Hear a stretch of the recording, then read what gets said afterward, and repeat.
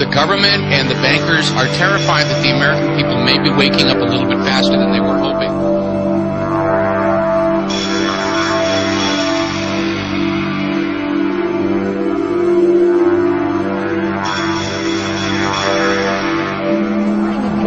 Taking a big new step, looking to build a huge database of people's physical characteristics.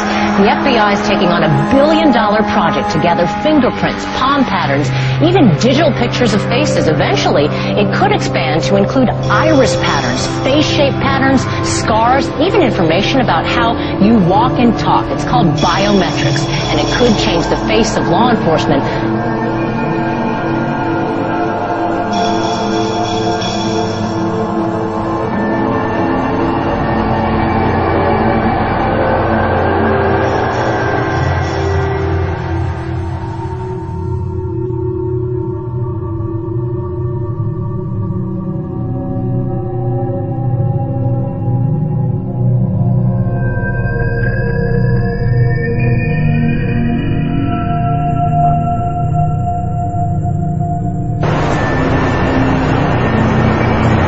Hey, excuse me, sir. What kind of a gun is that you got there? Am I being filmed right now? Yeah, you are. What kind of gun is that you're holding? Why are you filming? I want to know why you think that's necessary to carry that kind of weapon to walk people's cars to the airport. I don't have to answer your question. It's none of your business. It's none of my business. Don't you work for me since I'm a citizen of Phoenix and the United States? I work for a sergeant. You want to talk to my sergeant? Okay, doesn't your sergeant work for me? Is he a servant of the people? I'm not going to have this. Doesn't your car say to protect and to serve, and you're walking around with a machine gun, harassing people? Huh? How would you feel if somebody walked up to your car with a machine gun? Huh? You don't want to answer me? Oh man, you're pointing at people, telling them what to do, huh? With a machine gun. Hey, excuse me, what kind of gun did he say that is? An AR? An AR? Yeah. Thanks. Hey, he wouldn't tell me. Oh. Because I wasn't admiring it. Oh. 1 million terrorism suspects in America. A leading civil liberties group claims that's the number on the watch list. Good morning to you. And about 180 new laws were passed this past session. About a dozen or so. Critics say the Department of Homeland Security document unfairly paints military vets as right-wing extremists. To tell you about the Department of Homeland Security tonight, telling law enforcement agencies that homegrown right-wing extremist groups are growing. They're gaining strength, according to the report, by exploiting fears about President Obama's race, as well as fears about the economy. Almost 5,000 strong, the brigade is based at Fort Stewart, Georgia, under, quote, the primary purpose of this force is to provide help to people in need in the aftermath of a WMD-like event in the homeland, so that were they called to support civil authority, those governors or local state jurisdictions that might need our help, that they would be responsive and capable in the aftermath of an event like this, end quote. On Capitol Hill, questions about how the Pentagon determined that a thinly stretched military with two conflicts underway could spare these troops. Infantry brigade is designed to engage an enemy with maximum effective force and destroy it. That's not the sort of thing anybody wants to see in the streets of the United States. We're in a fascist economy right now in terms of the reason things are the way they are. Fascism should more properly be called corporatism, and that is when corporations and the government are in league together to basically exploit the common people, to extract wealth from them, to basically grind them down into poverty and grab all the goodies for themselves.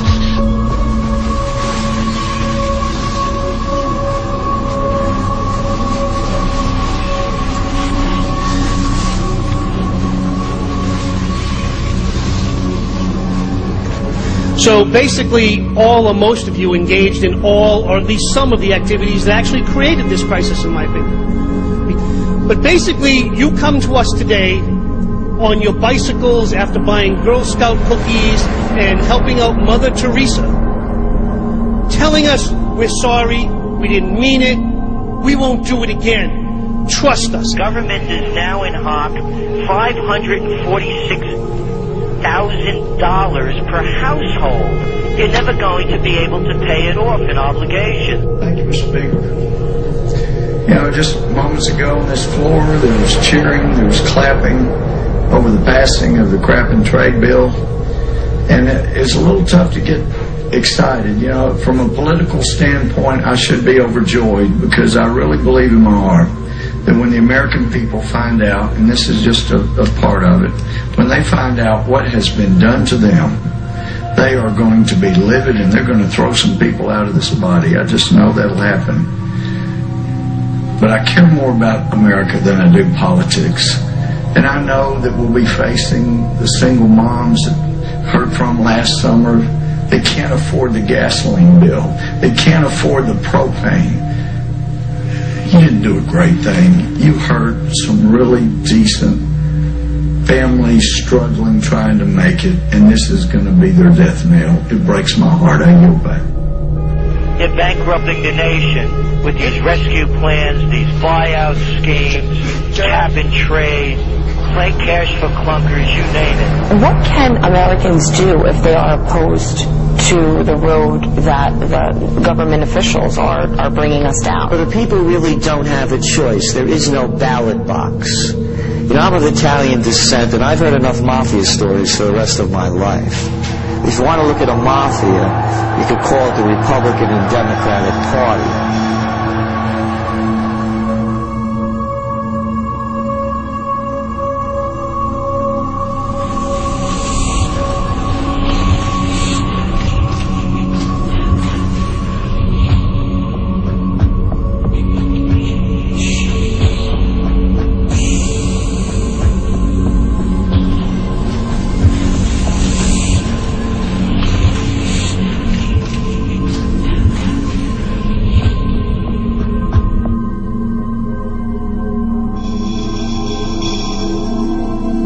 What's happening under the Obama administration is unprecedented with these rescue schemes, bailout plans, the takeover of major corporations, on and on and on. So, yes, it has been going on a long time, but it's accelerating now at a level that makes our country that used to be the empire of entrepreneurial opportunity now just a country to save the too big to fail. The result of the swift and aggressive action we took in the first few months of this year, we've been able to pull our financial system and our economy back from the brink. We took steps to restart lending to families and businesses, stabilize our major financial institutions, and help homeowners stay in their homes and pay their mortgages. We also passed the largest and most sweeping economic recovery plan in our nation's history. Green shoots that they think they see don't reflect any genuine economic growth. They reflect the initial reaction to the stimulus. You know, if you shoot somebody up with heroin, you're going to get some type of reaction before there's a withdrawal. NSA security group called the Q Group. Its headquarters are within the National Security Agency headquarters in Fort Meade, Maryland. However, the group also works closely with FBI counterintelligence officers, as well as something I learned recently, local police department intelligence units. So it's a very large group, about 1,000 agents and informants employed by this secretive agency within a secretive agency, the NSA. It's really answerable to no one on paper, of course. How is the more liberal Obama administration dealing with this then? Unfortunately, we've seen no change. The surveillance conducted by the Q Group at NSA continues. I've witnessed it myself quite recently. There's been no effort to curtail this organization. Unfortunately, NSA's power is growing because the Obama administration is now giving them new powers to conduct surveillance in cyberspace. They're placing the Cyber Command under the control of the National Security Agency. So no change. Actually, the powers of the NSA are expanding greatly under President Obama.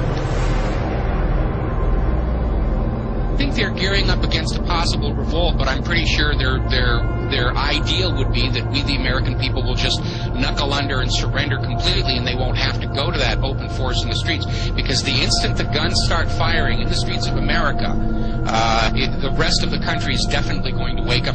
I think they're still convinced that they can complete the encirclement and enslavement of America without having to fire a shot, and that is their ideal. Because once the shooting starts, then all the pretext and all the illusion is gone completely. We're going to see food riots, tax protests, farmer rebellions, student revolts, squatter diggings, homeless uprising, tent cities, ghost malls are already popping up, general strikes, board snappings, kidnappings, and mob rule. I think we are coming up on a point where we're going to see violence in the streets of America, and I don't like it, but I don't see any way to avoid it at this point.